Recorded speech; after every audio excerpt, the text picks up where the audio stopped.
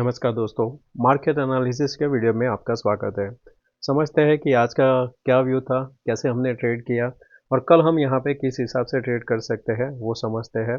और आज और कल काफ़ी अच्छा सा इम्पोर्टेंट डेटा भी आने वाला है। यूएस का फेड रेट का है डिसीजन, साथ में बैंक ऑफ जापान का भी डिसीजन आने वाला है कि वहाँ पे क्या रेट कट चेंज होता है, नहीं होता है, इंक्रीज होता है। वो हम नेक्स्ट 2 दिन में हमें पता चलेगा कि वहाँ पे क्या डिसीजन है। तो इसके हिसाब से आपको क्रूड में देखने को मिलेगा, फिर आएगा आपका जो इंडेक्स है वहाँ पे कैसे मूव होता है, वो सब देखने को मिलेगा। और साथ में बैंकिंग भी आपको वहाँ पे जो मूवमेंट होगा वो उसके बेस पे हो सकता है। आज काफ़ी अच्छा सा हमको अप मूव देखने को मिला था।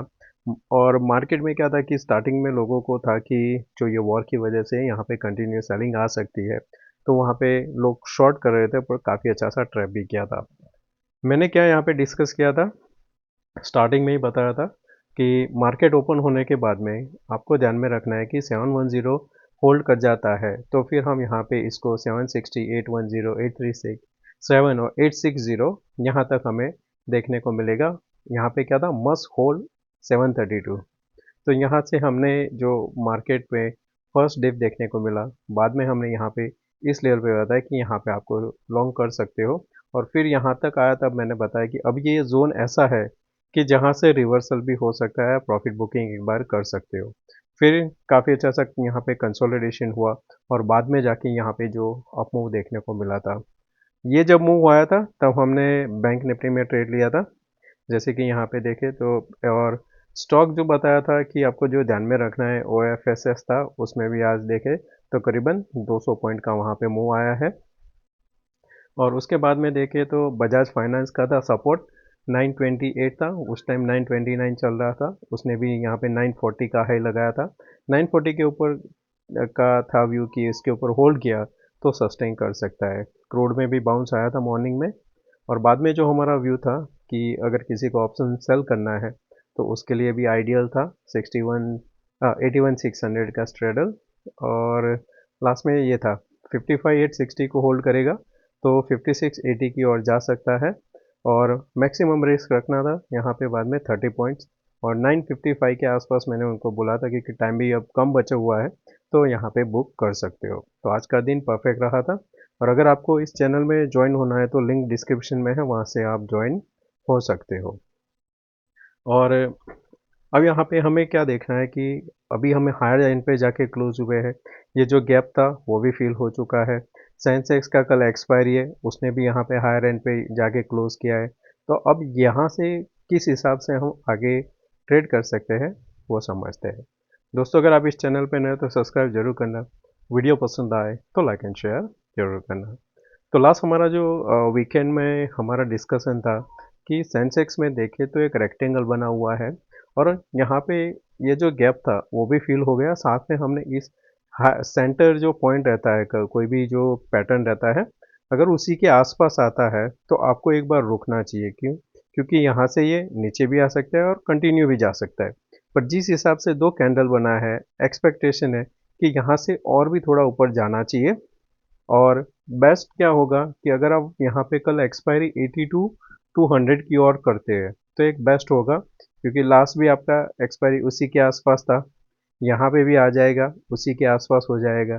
तो जिन्होंने वहाँ पे स्ट्रगल किया था उनको काफ़ी अच्छा सा मुनाफा हो सकता है, क्योंकि ये जो गैप डाउन था वो अनएक्सपेक्टेड था। तो इसकी वजह से यहाँ पे जिनका पोजीशन ट्रैप होगा बड़े प्लेयर का, वो वापस भी यहाँ पे लेके आ सकते हैं।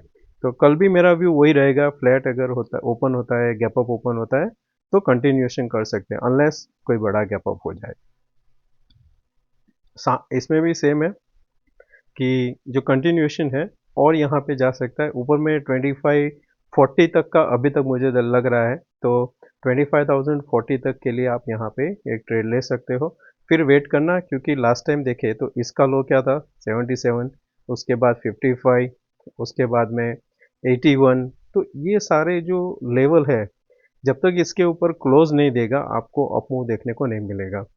तो हायर चांस है यहाँ तक एक बार हम यहाँ पे ट्रेड करके फिर ये थोड़ा साइडवेज निकल सकता है और प्रीमियम काफ़ी अच्छा सा बढ़ा हुआ है, तो वो यहाँ पे कॉल साइड कम होगा। तो उसके लिए हम थोड़ा व्यू रखेंगे बाय साइड पर थोड़ा कॉशियस के साथ। बैंक निफ्टी में हमें यहाँ पे ऊपर की साइड ट्रेड लेने में ध्यान में क्या रखना है कि पहला तो हमारा व्यू है 5680 से लेके 120 तक के लिए बीच। तो अगर मार्केट समझो उसी जगह पे खुल गया तो फिर हमारे लिए आइडियल नहीं रहेगा, हमें वेट करना पड़ेगा। फिर आज जैसे प्राइस एक्शन बना वैसा प्राइस एक्शन के बाद में ऊपर होल्ड करता है तो हम फिर से एंटर होंगे। फिर आपका वही ऊपर में 260 से लेके 380 तक का रास्ता ऊपर खुल जाता है बैंक निफ्टी में। नेक्स्ट हम यहाँ पे जो बात करना है, बजाज फाइनेंस जहाँ स्प्लिट हुआ है तो उसका जो यहाँ पे देखें तो ये प्रीवियसली जोन है, उसके ऊपर निकलेगा तो यहाँ पे फिर से आपको अपमूव देखने को मिलेगा। प्राइस छोटा हो गया है तो यहाँ पे लोग अभी रिटेल के लिए अफोर्डेबल उनको लगेगा तो वो यहाँ पे ज़्यादा बाइंग भी हो सकता है। ओके, एक थोड़ा नेगेटिव जो स्टॉक लग रहा है वो BSE है, क्योंकि काफ़ी चल गया है और अब यहाँ पे इसको एक बार ये लेवल के आसपास सपोर्ट लेने आना चाहिए 2500 के आसपास। तो देखेंगे इस लेवल पे आता है तो फिर यहाँ पे स्टडी करेंगे कि किस हिसाब से यहाँ पे व्यू बन सकता है। बाय और सेल रिकमेंडेशन नहीं है दोस्तों, मैं चार्ट के हिसाब से बता रहा हूँ कि यहाँ पे किस हिसाब से पैटर्न बन सकता है। डेटा की बात करें तो निफ्टी में 24,800 जो अभी 71 लाख है, और जो शॉर्ट कवरिंग हुआ है वो हुआ है कॉल साइड 24,600 24,750, और 800 में अभी भी शॉर्ट ओपन है 32 लैक्स के आसपास। ये कब भागेंगे, जब आप वापस 24,900 के ऊपर जैसे सस्टेन करने लगोगे कल भी, तो ये फिर यहाँ पे एग्जिट स्टार्ट होगा, तब आपको एक शॉर्ट कवरिंग देखने को मिलेगी। अभी जो शॉर्ट कवरिंग हुआ है 25,000 में देखे तो एग्जिट हुआ है, तो पॉसिबल है जी ये डेटा के हिसाब से कल आपको गैप अप मिलना चाहिए। तो कल गैप अप मिलता है तो मेरे लिए इंपॉर्टेंट डेटा में रहेगा 25,100 जो अभी 11 लाख है। 11 लाख यहाँ पे क्या करता है पोजीशन, अगर ये 11 का 22-25 हो जाता है बेस्ट रहेगा शॉर्ट कवरिंग के लिए, यानी आप फर्दर ऊपर जा सकते हो जो अभी हमने डिस्कस किया। नीचे की साइड मैं यहाँ पे मॉनिटर करूँगा वापस यहाँ पे 800, क्योंकि जब तक अब ये 860 के नीचे नहीं जाएगा आपको शॉर्ट का मौका नहीं मिलेगा। सेंसेक्स का डेटा देखते हैं। सेंसेक्स में जो शॉर्ट कवरिंग है अभी भी होल्ड पे है, क्योंकि जो अभी शॉर्ट हुआ है वो 81,600 तक 81,200 तक हुआ है। उसके बाद में जो है अभी भी ओपन है, इवन 81,000 पे 2,60,000 ओपन है, 81,500 पे 4 लाख के आसपास ओपन है, और जो एट द मनी है वहाँ पे करीबन 6 लाख है, उसमें 4.5 तो आज ऐड हुआ है।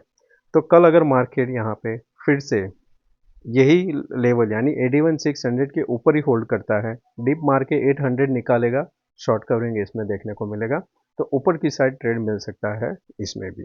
ध्यान में रखना 80 to 200 का जो भी 73,000 है, ये एक हेल्प कर सकता है आपको डिसीजन लेने में।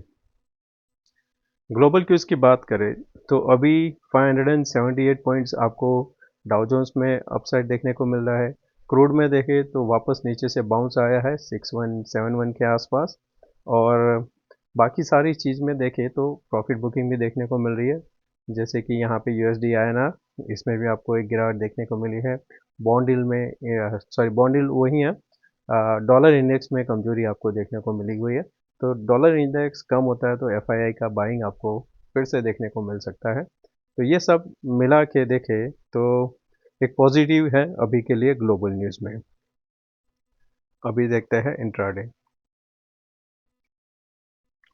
तो इंट्राडे की बात करें तो यहाँ पे आपको जो 940 है, तो समझो कि हम इसी जगह पे ओपन होते हैं या तो फिर हम यहाँ पे 25,040 के आसपास ओपन होते हैं, तो फिर आपको यहाँ पे जो भी पहला डिप मिलेगा उसमें बाइंग आ जाएगा, क्योंकि जो लोग फंसे हैं वो एग्जिट करेंगे और वो शॉर्ट कवरिंग आपको ऊपर लेके जा सकता है। तो फर्स्ट जोन आपका जो बनेगा वो ये जोन बनेगा, ये जो जोन था ये आपका फर्स्ट जोन रिजेक्शन वाला बनेगा 25,080 के आसपास। तो यहाँ पे आपको एक बार रुकना चाहिए, क्योंकि ये 20 से लेके 80 के बीच में यहाँ पे फिर से प्रॉफिट बुक हो सकता है।